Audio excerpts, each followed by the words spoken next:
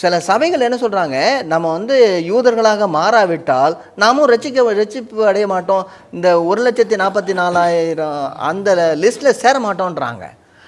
எண்ணில் அடங்காத கூட்டம் இருக்கிறத பார்க்க மாட்டேங்கிறாங்க. எந்த இடத்துலையும் பிரச்சனையை தீர்க்கும் பொழுது ஒற்றுமையை காத்துக்கொண்டார்கள்.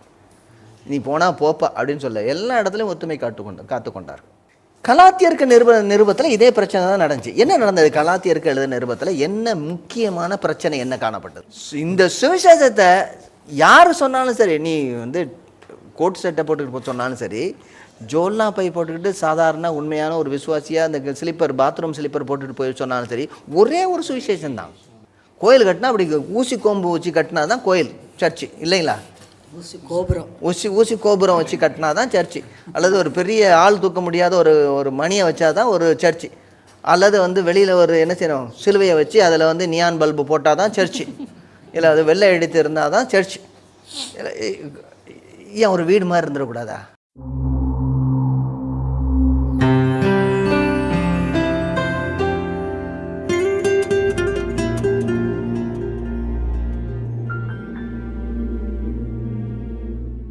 சால்வேஷன் டிவி நேயர்களே, உங்களை அன்போடு நாங்கள் வரவேற்கிறோம். இது ஏக்தா நெட்வொர்க் வழங்கும் திருச்சபை அன்றும் என்றும். இந்த நிகழ்ச்சியிலே நாம் அப்போஸ்தலர் நடவடிக்கைகள் 15வது அதிகாரத்திலிருந்து அவர்கள் எந்த சுவிசேஷத்தை காத்து கொண்டார்கள் என்று சொல்லி பார்த்து கொண்டு வருகிறோம். ஏனென்றால் அப்படி சுவிசேஷத்தை அந்த நாளிலே காத்து கொள்ளாவிட்டால் நிச்சயமாக சபைகள் வளர்ந்திருக்க முடியாது. ஒன்று. இரண்டாவதாக, நீங்களும் நானும் கர்த்தராகிய பிள்ளைகளாக இன்றும் ஆயிருக்க முடியாது. நாமும் விருத்த சேதனம் பண்ணி கொண்டு இருக்க வேண்டியதாக இருந்திருக்கும். அந்த யூதர்களாக இன்னும் இப்போ வந்து சில பேர் அப்படி தான் சொல்லிகிட்டு இருக்காங்க.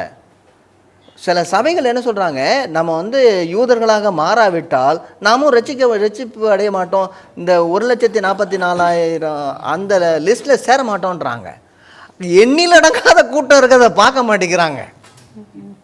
எல்லா கோத்திரத்திலும் குலத்திலும் பாஷைக்காரர்களும் இருக்க எண்ணில் அடங்காத கோத்திரம் ஆண்டவருடைய சமூகத்திற்கு முன்பதாக நிற்கிற போகிறது.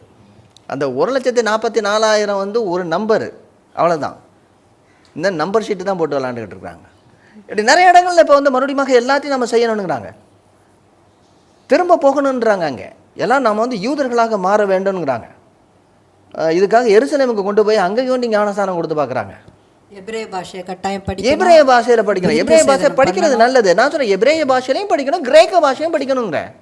ஏன்னா ரெண்டுலையும் தானே எழுதப்பட்டிருக்கிறது. ஆண்டோடைய வேத சத்தியம் ரெண்டு மொழிகளிலும் எழுதப்பட்டிருக்கிறது. ஆனால் எபிரேய பாஷையில் தான் பேசணும். ஏன்னா இயேசுவானவர் அராமிக் பாஷை தான் பேசினார். அதனால் அதைத்தான் நான் பண்ணணும். அவருடைய போட்டிருந்த அந்த ஷால் அதை தான் போட்டு ஜெபம் பண்ணணும் அப்படின்னு மறுபடியும் அந்த பழைய கலாச்சாரத்துக்கு கொண்டு வருவாங்க. இதே பிரச்சனை கலாத்திய சபையில் நடந்துச்சு. ஏன்னா இந்த பகுதி நாம் வாசிக்கும் பொழுது உடனடியாக நான் வந்து நிருபங்கள்லேயும் சில காரியங்களை தொட வேண்டியதாக இருக்குது. ஏனென்றால் இந்த நிருபங்கள் எல்லாம் இந்த அப்போஸ்தலர் நடவடிக்கைகளுடைய பின்னணியில் தான் எழுதப்பட்டிருக்கிறது. இதுதான் வந்து என்ன சொல்கிறது, ஒரு லைஃப் லைன், அந்த ஹிஸ்ட்ரி லைன் இருக்குது. அந்த லைனில் வந்து இதெல்லாம் situated, all the episodes were situated in the acts of apostles. அப்போ இதுதான் அதுக்கு வந்து இதனுடைய பின்னணியனுடைய கதை. இந்த பிரச்சனை எங்கே நடந்ததுன்னா, அதாவது கிழக்கு கலாத்திய நாடுகளிலே பரவி இருந்த சபைகளுடைய மத்தியில் இது நடந்தது. கிழக்கு கலாத்திய நாடுகள். உங்கள் பைபிளில் பின்னாடி உள்ள பகுதிக்கு நீங்கள் தயவுசெய்து போங்க. அந்த பின்னாடி பகுதியில் நீங்கள் போனீங்கன்னா கலாத்தியா என்று எழுதப்பட்டிருக்கும். பார்த்தீங்களா? அந்த நம்ம ஏதாவது கர்ச்சீஃப் இதெல்லாம் வைக்கலைன்னா கிளியாமல் இருந்துச்சுன்னா அது இருக்கும். ஓகே, அந்த கலாத்தியா என்று எழுதப்பட்டிருக்கும். அது கீழே தான் பாருங்கன்னா இக்கோனியா, லிஸ்திரா, தெர்பே, அதுக்கு மேலே இந்த பக்கத்தில் வந்து பார்த்திங்கன்னா அந்தியோகியா, இந்த பட்டணங்கள்லாம் இருக்குது. கடைசி பக்கத்தில் இருக்குது. இது எல்லாம் வந்து கிழக்கு கலாத்தியா, சதன் கலேசியான்னு சொல்கிறாங்க. அதாவது 2 கலேசியா சொல்கிறாங்க. நார்த்தன் கலேசியா ஒன்று இருக்குது, இந்த பொந்து அந்த பக்கத்தில் இருக்கிறதுல நார்த்தன் கலேசியா, மேற்கு பகுதியில். இதெல்லாம் கிழக்கு கலாத்தியா. ஆக அவர் வந்து முதலாவதாக பிரயாணப்பட்டு போகும்பொழுது அந்த இடங்களில் தான் சபைகளை உண்டாக்கினார். அந்த இடங்கள்ல தான் பிரச்சனை வந்துச்சு.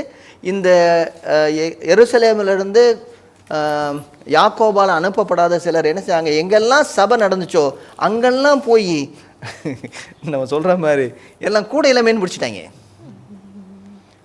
இவங்க கட்டு இப்பொழுது தான் வந்திருக்கு. ஒரு 3 மாதம் 4 மாதம் கூட ஆகலை. 47 கடைசியிலேருந்து 49 ஆரம்பம் வரைக்கும் அந்த 46 இல்லை 47 48 49 கிறிஸ்துவனுடைய வருஷத்தில்.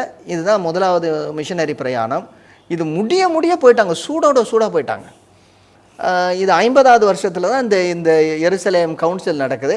ஆக 49வது வருஷத்தில் தான் இந்த கலாத்தியருக்கு எழுதின நிருபம் எழுதப்பட்டிருக்க வேண்டும். என்னுடைய ஆணித்தரமான அநேக வேத பண்டிதருடைய கருத்து என்னவென்றால், பவுலடியார் கலாத்தியருடைய பகுதிகளெல்லாம் அவர் சுவிசேஷத்தை அறிவித்த பின்பு திரும்பி வந்து எருசலேமில் இருந்து பிரச்சனை அங்கே திரும்பி அந்தியோகியாவுக்கு வந்து இருக்கும்போது அங்கேயும் பிரச்சனை வருது, கலாத்தியாவிலும் பிரச்சனை என்று கேள்விப்பட்டு உடனடியாக கடிதம் எழுதிவிட்டு, அதே சமயத்தில் தான் இங்கே என்ன நடக்குதுன்னா, இங்கே பேதுருவும் அந்த இதில் வந்திருக்கிறாரு அந்தியோகியா சபைக்கு. அந்த பேதுருவோடு கூட முகமுகமாக எதிர்க்கக்கூடிய நிகழ்ச்சியும் நடந்தது. மாய்மானம் பண்ணப்பட்டு மற்றவர்களும் போய்விட்டார்கள்.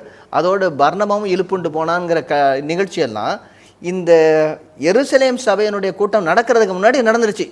அதனால தான் இவங்க 2 பேரும் வந்து என்ன செய்றாங்க, இவரோடு சேர்ந்து ஒட்டுக்கொண்டு பேச ஆரம்பிக்கிறார்கள். இல்லைன்னா பேதுருவானவர் வந்து இன்னொரு கட்சி ஆரம்பிச்சிருப்பார். இல்லை, இன்னொரு கட்சி இல்லை, ஒரே கட்சி தான், ஒரே காட்சி தான் அங்கே இருக்குது. எந்த இடத்துல இன்னொரு காரியத்தையும் சபையினுடைய காரியத்தை சொல்கிறேன், எந்த இடத்துலையும் பிரச்சனையை தீர்க்கும் பொழுது ஒற்றுமையை காத்துக்கொண்டார்கள். நீ போனால் போப்பா அப்படின்னு சொல்ல, எல்லா இடத்துலையும் ஒற்றுமை காத்துக்கொண்டார்கள். எந்த பிரச்சனை வந்தாலும். ஒரு சமயம் அதாவது பவுலடியாரும் பர்னபாவும் பிரிந்து போனாலும் பின்னாடி என்ன செய்தாங்க, அவங்கள குறித்து எழுதுகிறாங்க. எல்லோரும் கேட்பாங்க, பர்னபா வந்து பிரிந்து போயிட்டார, கோவப்பட்டு போயிட்டாங்களே, கட்சி பிரிஞ்சிருச்சே அப்படின்னு. ஏன்னா 1 கொரிந்தியரில் எழுதும் பொழுது, 1 கொரிந்தியர் எழுதுனதுலாம் பின்னாடி, அதாவது 53வது வருஷம் 56வது வருஷத்தில் எழுதியிருக்காரு. அப்போ எழுதுகிறாரு, கைத்தொழில் செய்யாமல் இருக்கிறதுக்கு எனக்கும் பர்னபாவுக்கும் மட்டுமா இல்லை அப்படின்னு. அப்போ பர்னபாவை சேர்த்துருக்காரு. அப்போ பர்னபாவோடு சொல்ல நல்ல ஒரு ஒற்றுமை இருந்திருக்கு. அதே மாதிரி பின்னாடி இந்த மார்க்கை பற்றி தானே பிரச்சனை வந்துச்சு. மார்க்கை அழைத்து கொண்டு அவன் என் ஊழியத்தில் மிகவும் பிரயோஜனமானவன் என்று சொல்லி மார்க்கு ஒரு இடத்துல வருவான் என்று சொல்லி மார்க்கோடு கூட சேர்ந்து ஊழியம் செய்தது நான் பார்க்குறோம். ஆக நீ பிரிஞ்சு போயிட்ட, இனிமேல் உனக்கு எனக்கு என்ன ஒட்டும் இல்லை வெட்டும் இல்லைன்னு சொல்லி அனுப்பவில்லை. பின்பதாக எல்லாரும் ஒரு கர்த்தருடைய காரியத்தை அறிந்த பின்பு சேர்ந்திருக்கிறார்கள், எல்லாரும் சேர்ந்திருக்கிறார்கள். இந்த பகுதியில் தான் நாம் பார்க்குறோம். கலாத்தியருக்கு நிருபத்தில் இதே பிரச்சனை தான் நடந்துச்சு. என்ன நடந்தது கலாத்தியருக்கு எழுத நிருபத்தில்? என்ன முக்கியமான பிரச்சனை என்ன காணப்பட்டது? முதல்ல இருந்தே ஆரம்பிச்சிட்டாரு. வேறு உபதேசமா, வேறொரு சுவிசேஷம் இல்லை. வேறொரு சுவிசேஷம் ஆரம்பிக்கும் போதே ஆரம்பிச்சிடறாரு. என்ன வேறொரு சுவிசேஷம் இல்லையே. நம்ம கலாத்தியருக்கு நிருபத்தை நம்ம திரும்ப ஒரு தடவை படிக்கிறதுக்கு முன்னாடி ஒரு பின்னணியை மட்டும் பார்ப்போம். ஏன்னா இது யாருக்கு எழுதப்பட்டது? தெற்கு கலாத்தியாவுக்கு எழுதப்பட்டது. சரி, எப்பொழுது எழுதப்பட்டது? 49. அதாவது முதலாவது மிஷனரி பிரயாணத்துக்கும் 2வது மிஷனரி பிரயாணத்துக்கும், இன்னும் சொல்ல போனால் முதலாவது மிஷனரி பிரயாணத்திற்கும் அந்தியோகியா சபையானவர் அனுப்பி, அதாவது எருசலேமில் கூடக்கூடிய அந்த எருசலேம் கவுன்சிலுக்கும் 2க்கும் இடையில நடந்திருக்கு, எழுதியிருக்கிறாரு. சரி, எங்கிருந்து எழுதியிருக்கிறாங்க? சிரியாவில் உள்ள அந்தியோகியாவிலிருந்து எழுதியிருக்கிறாங்க. என்ன காரணத்திற்காக எழுதினார்கள்? என்ன காரணத்துக்காக? பொழுதுபோகலன்னு உட்காந்து எழுதியிருக்காரு. என்ன காரணத்துக்காக எழுதியிருக்காங்க? வேறொரு சுவிசேஷம் இல்லை, உங்களை கலக்குகிறவர்கள் தரிப்புண்டு போனால் நலமாயிருக்கும், உங்களை என்ன செய்ற, உங்களுக்கு மாய்மாலம் பண்ணினவன் யார் அப்படின்னு சொல்லி கேட்குறாரு. நாங்களும் இவ்வளோ நாள் ஏன் நான்லாம் கஷ்டப்பட்டுருக்கேன் பேசுறாரு அவரு. பயங்கரமா சுவிசேஷத்தை உங்களுக்கு வேறொரு சுவிசேஷத்தை உங்களுக்கு பிரசங்கித்தால் அவன் ஸ்பீக்கப்பட்டவனா இருக்க கடவன்.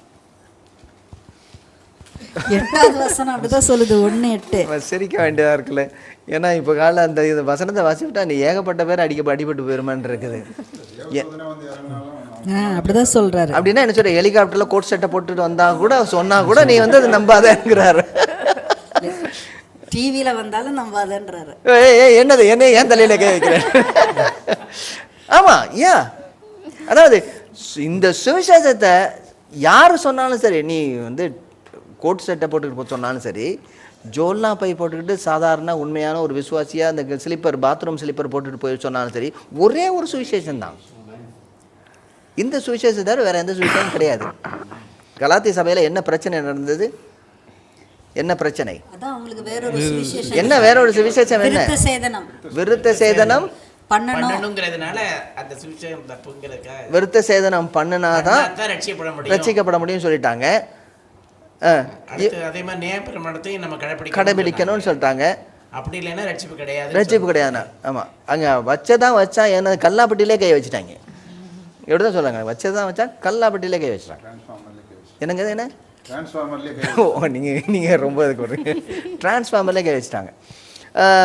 இதை கண்டித்து எழுதுகிறார். இதை ரொம்ப தெளிவாக நம்ம என்ன பார்க்கணும்னா, இந்த பிரச்சனையை வந்து அந்தியோகியா சபையில் பேசுகிறாங்க.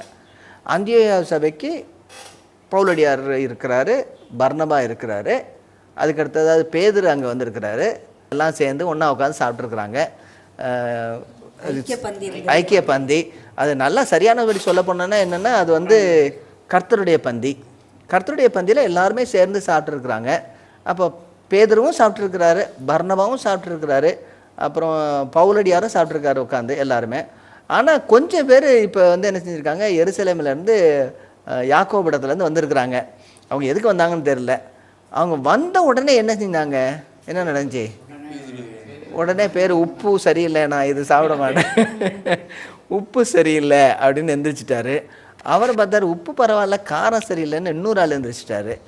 ரெண்டு பேரும் பார்த்துட்டு, நீங்கள் காரம் சரியில்லையா, உப்பு சரியில்லையா, நீங்கள் இருதயமே சரியில்லையான்னு பவுலடியார் கேட்குறாரு.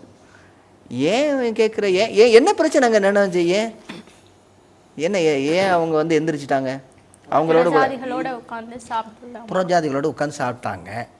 அதில் என்ன முக்கியமானது என்ன, புறஜாதிகளோடு கலக்கக்கூடாது, விருத்த சேதனம் பண்ணாதவங்க, விருத்த சேதனம் பண்ணலை, அதுக்கடுத்தது விருத்த சேதனோடு சேர்த்து நியாயப்பிரமாணத்தை பண்ணலை. நியாயப்பிரமாணத்தில் என்னெல்லாம் இருக்கும், 10 கட்டளை வரும். 10 கட்டளையோட வந்த முடிஞ்சா பரவாயில்ல, இஸ்ரேல் அதாவது அந்த யூதர்கள் மட்டும்தான் இருக்கணும் அப்படின்ட்டு, யூதர்கள் மட்டும்தான் இருக்கணும்னு சொல்லுங்க. 10 கட்டளையோட 630 சட்டத்திட்டங்கள் இருக்கு. எண்ணி முடிச்சிட்டீங்களே, ஏகப்பட்டது. ஆமாம், நியாயப்பிரமாணங்கள் இருக்கு.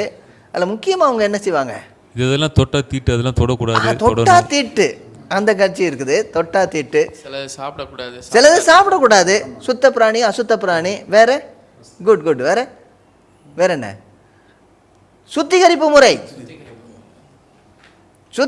முறை, இதெல்லாம் ரொம்ப சுத்த பத்தமாக இருந்தால் தான் வீட்டில் சாப்பிடுவேன்.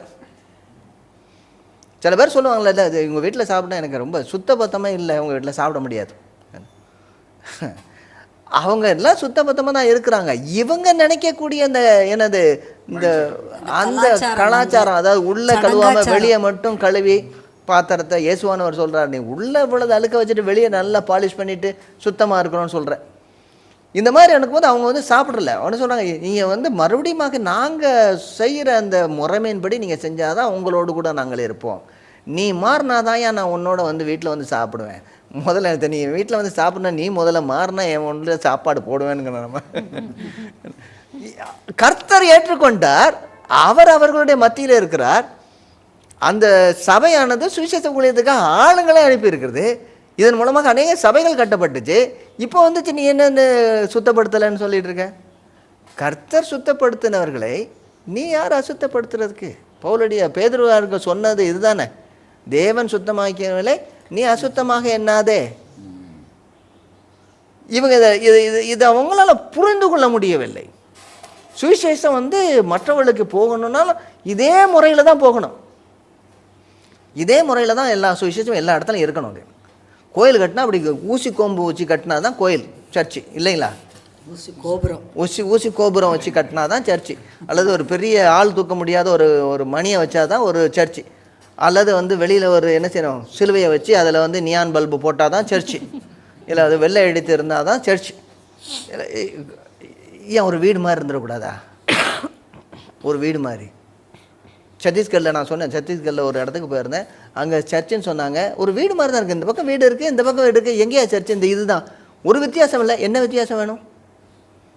தேவனுடைய வீடு, வீட்டார், அவ்வளோதான். நமக்கு ஒரு இடம்.